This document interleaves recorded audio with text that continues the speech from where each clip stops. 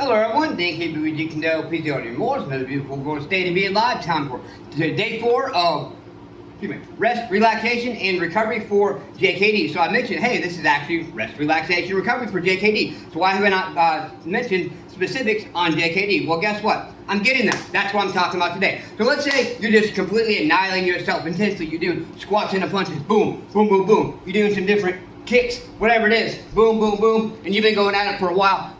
What is one of the most key components? Especially, guess what? If you're really intense spot, you grab this sumbitch right here.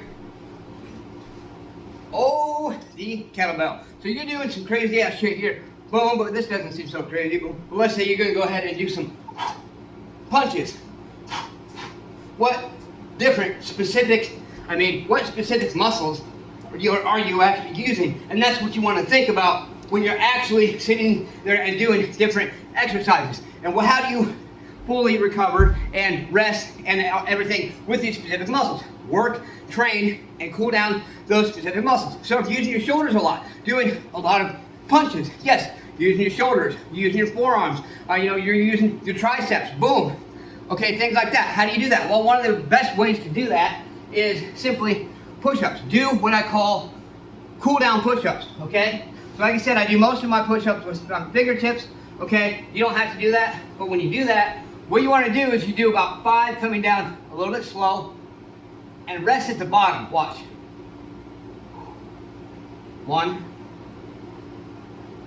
2, rest, 3, rest, 4, rest. That might have been 5 here.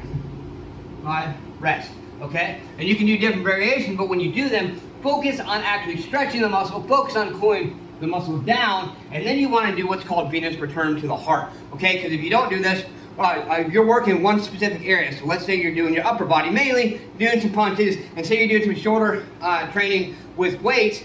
And the thing about it is most of your blood is going to pool into that specific areas.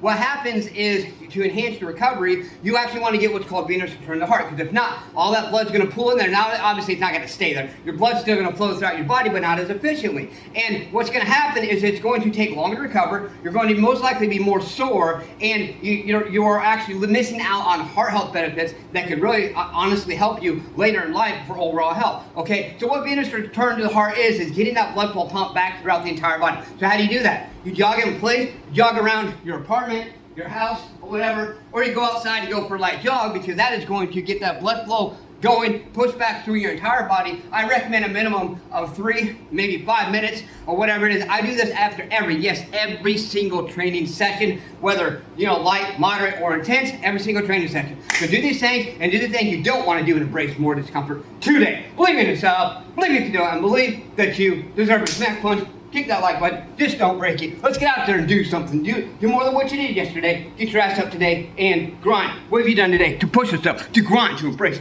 that discomfort, whatever it is? Keep embracing more, because you know you can. Push yourself. Let's go.